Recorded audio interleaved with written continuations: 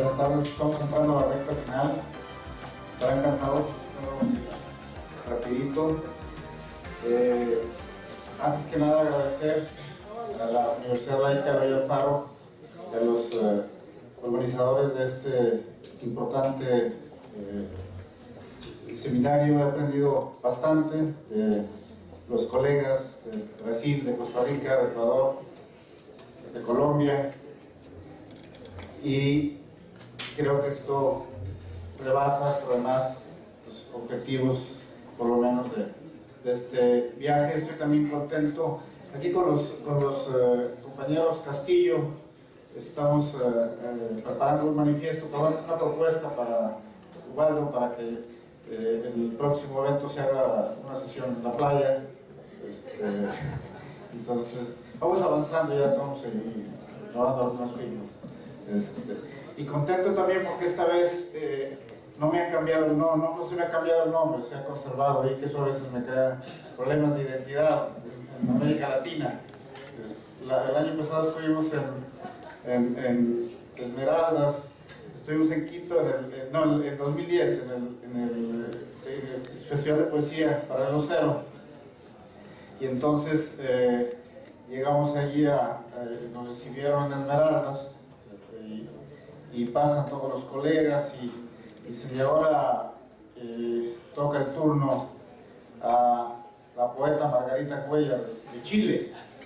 Entonces yo me quedé ahí sentado, no me moví, y luego alguien dice: hay un error aquí, no es Margarita, es Margarito, y dice toda apenada, y la conductora dice: perdón, Margarito Cuéllar de Chile.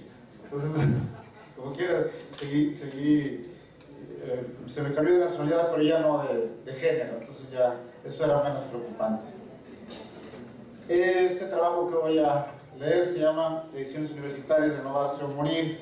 Inicialmente estaba aquí señalado en su programa de literatura en la edición universitaria. Creí conveniente hablar de los conceptos que de alguna forma ya se han estado aquí tratando. Espero poder hacer alguna aportación, y lo voy a leer así de corrido, haciendo algunas acotaciones, sobre todo porque soy un poco caótico si me pongo a improvisar. Aunque la calidad de los libros publicados por universidades en la última década ha mejorado notablemente en comparación con el trabajo editorial de otros momentos, estaremos de acuerdo en que aún falta mucho por hacer, y sobre todo fortalecer algunos eslabones débiles en la cadena de la producción de libros. Yo inicié más o menos en este trabajo de las ediciones, después de alguna forma de algo teníamos que vivir, no precisamente la poesía, y entonces por ahí por 82, 83 iniciamos en el trabajo editorial, y todavía nos tocó, a lo mejor un poquito antes de esa época, las ediciones con flashes de plomo, linotipos y todo esto. Nos tocaba hacer las ediciones con una máquina de escribir eléctrica, nomás les cambiábamos las margaritas, las bolitas con los tipos, y teníamos 3, 4, 5 tipos, y con eso hacíamos nuestras ediciones. Y a partir de los 90, bueno, pues la tecnología viene en auxilio de los editores. No hace mucho todavía, los libros de las entidades públicas, llámense universidades, provincias o estados, municipios, parecían competir entre sí a ver quién lanzaba el libro con más erratas, el del diseño más burdo o la impresión menos agraciada. El destino del libro eran unas cuantas manos interesadas en el tema, las bodegas y las librerías de usado.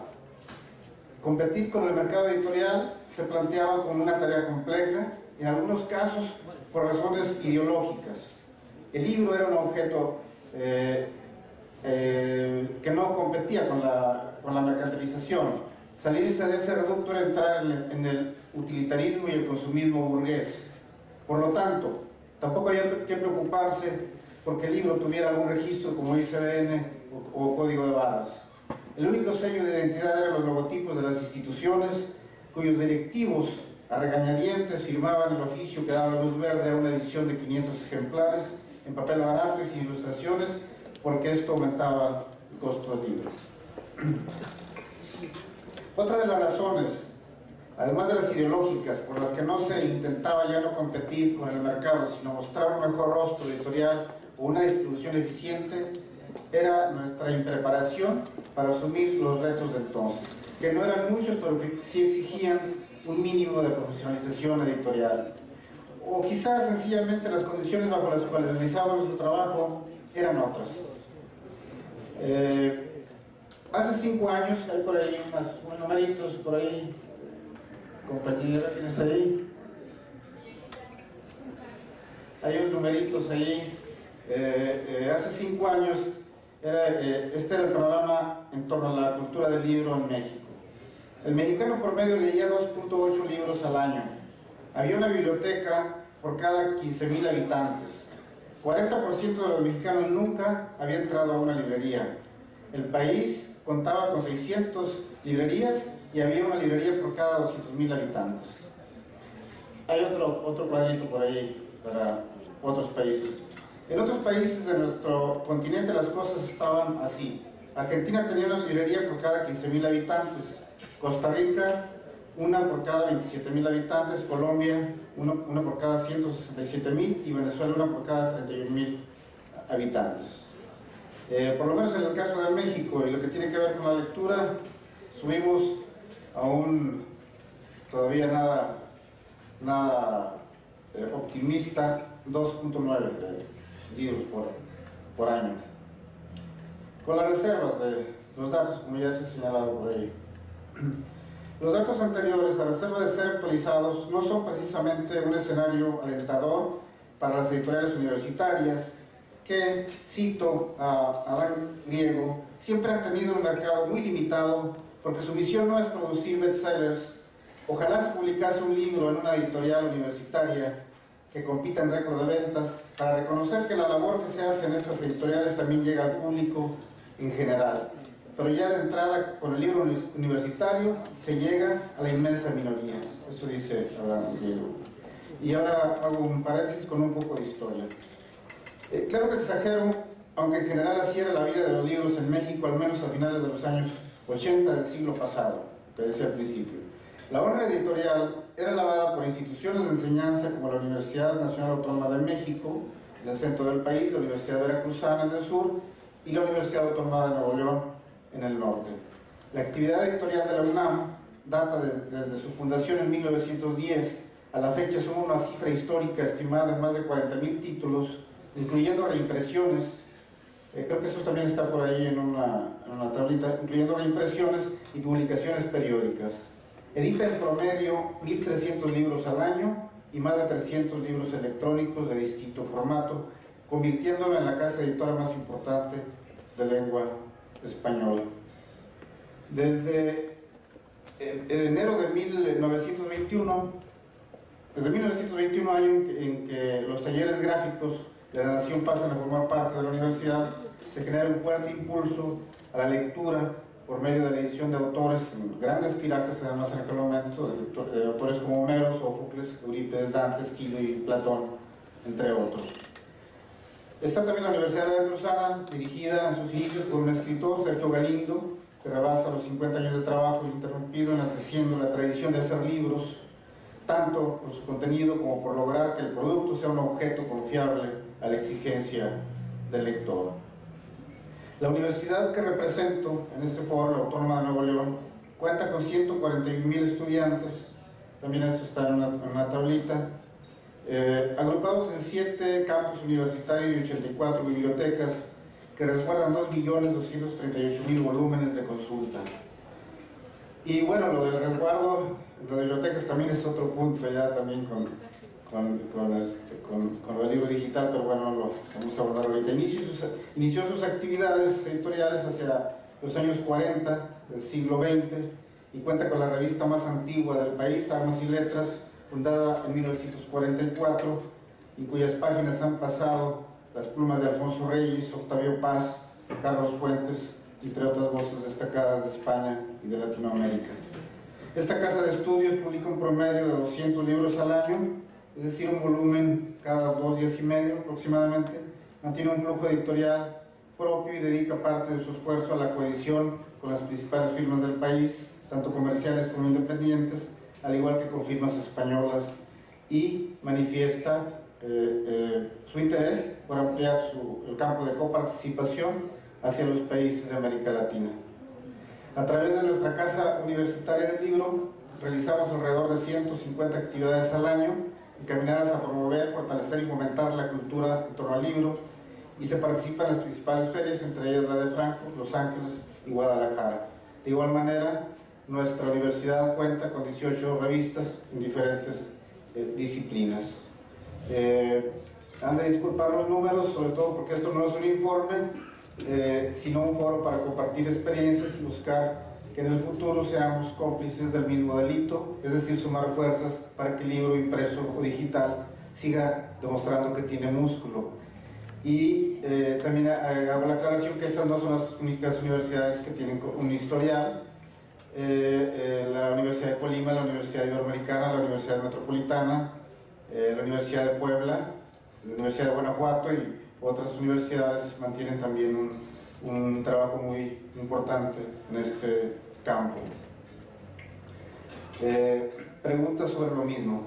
Aquí vamos a entrar a la parte de lo que es la misión de las ediciones universitarias, y hablo de la perspectiva de la universidad pública.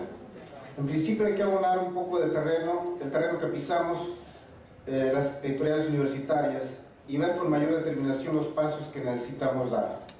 De acuerdo a Jorge Alfonso Sierra, las editoriales fomentadas por las instituciones de enseñanza superior asumen su trabajo con la finalidad, cito, de orientar, buscar, obtener, evaluar y seleccionar para su publicación y posterior difusión obras académicas válidas, de calidad y rigor científicos, previo análisis de las necesidades del ámbito académico. Sí, podríamos decir que en este sentido, dice Sierra, la producción editorial de las instituciones de educación superior es una alternativa para llenar las necesidades de los estudiantes, profesores e investigadores, primeros clientes, dicen, de esta producción. Rosa María Espinosa Galindo, para ella uno de los objetivos de una editorial universitaria es aportar iniciativas para el desarrollo académico y cultural del entorno en el que se encuentra insertada. De alguna forma todo esto se ha estado mencionando a través de ese seminario. Arredondo, Arriaga y Ayala Ornelas reafirman que el nacimiento de las editoriales universitarias se orienta a la comunidad estudiantil y a la sociedad en general, aunque en lo particular me parece que la parte en la que se habla de sociedad en general debiera matizarse, sobre todo porque hablar de sociedad en general refiere a un aspecto muy amplio en el que entran factores como desigualdad social, falta de oportunidades de educación y pobreza extrema en determinadas capas sociales.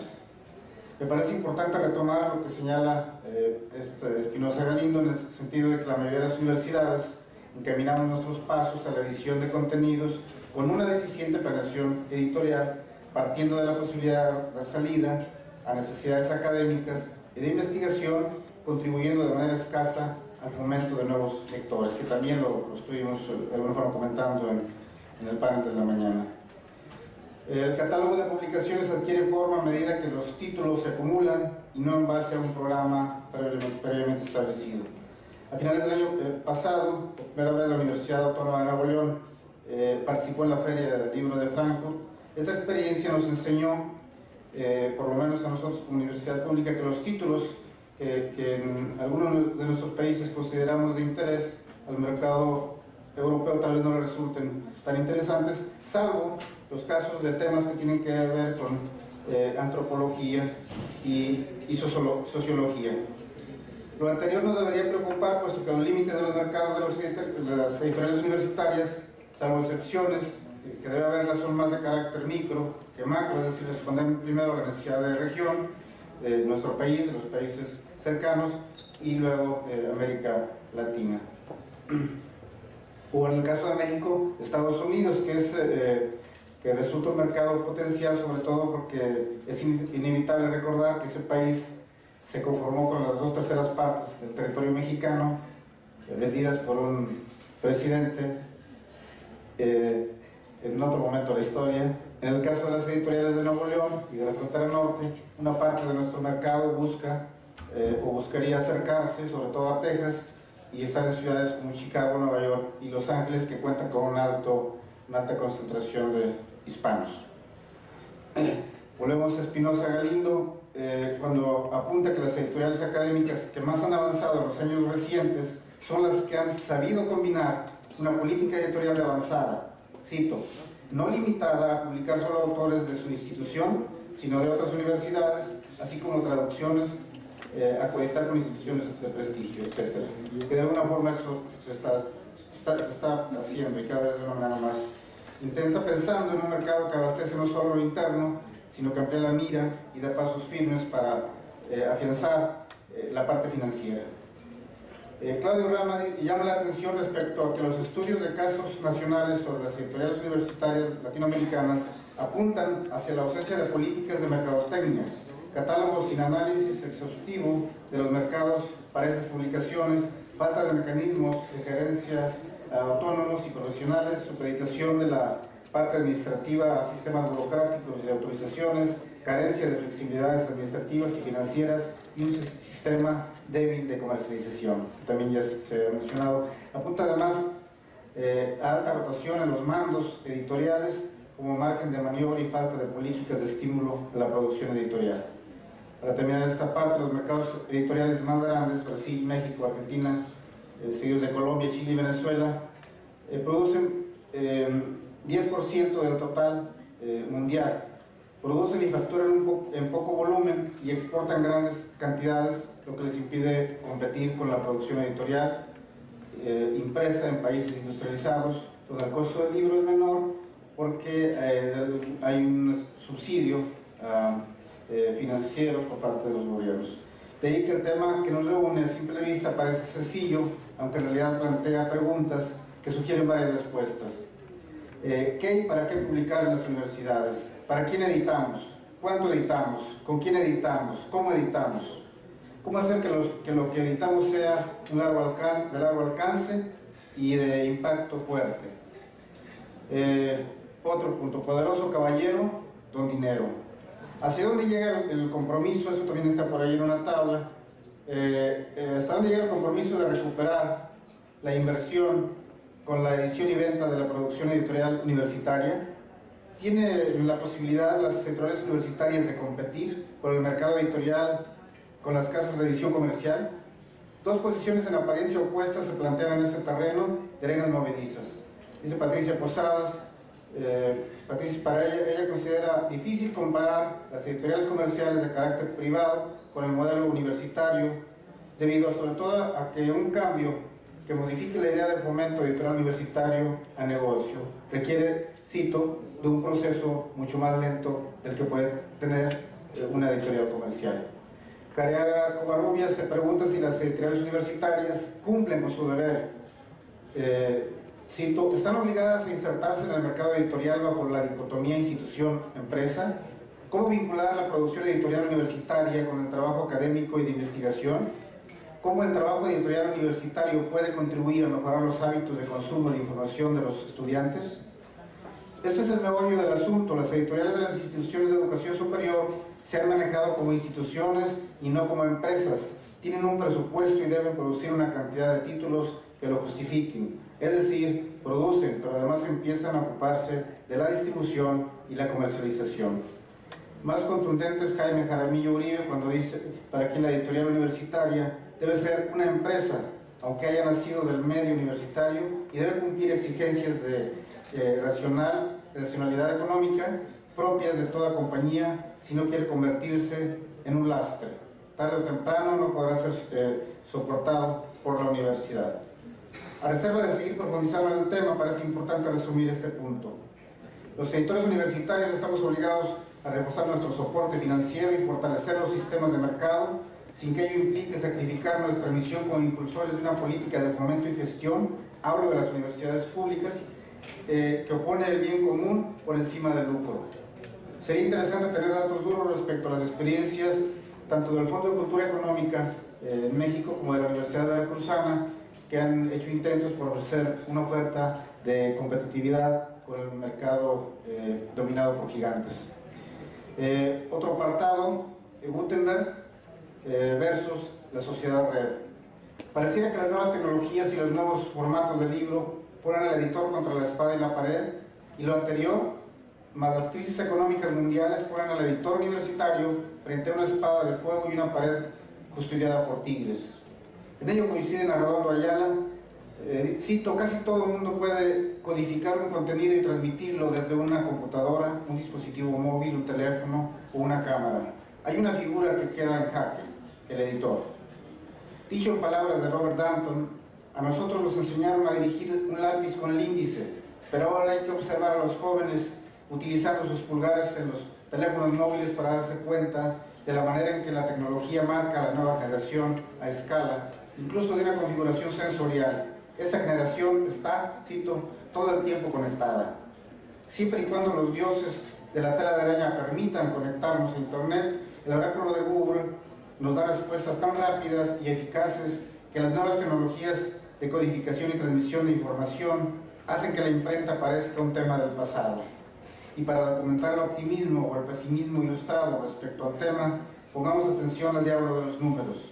Aquí hay otros datos por ahí. En 2008, Google Books afirmaba haber digitalizado y puesto en línea 7 millones de libros, 1 millón de los cuales es de acceso libre.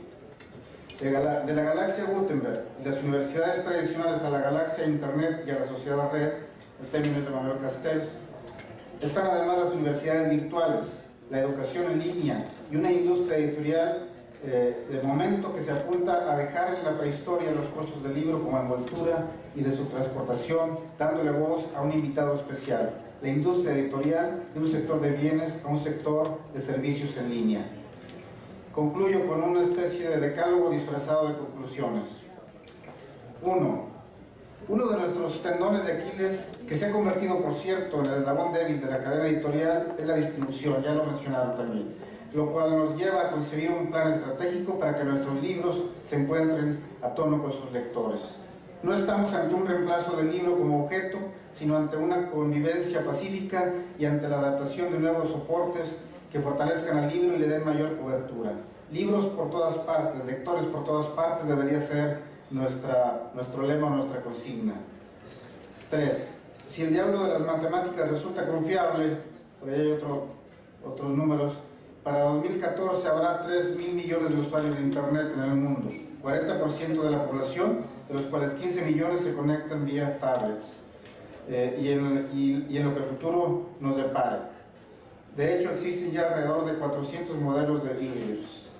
4. En México el mercado del libro electrónico alcanza apenas, eso también por ahí, 0.1%, dijimos en la mañana, de ventas contra 2.5% de España y 20% de Estados Unidos. Las proporciones son grandísimas.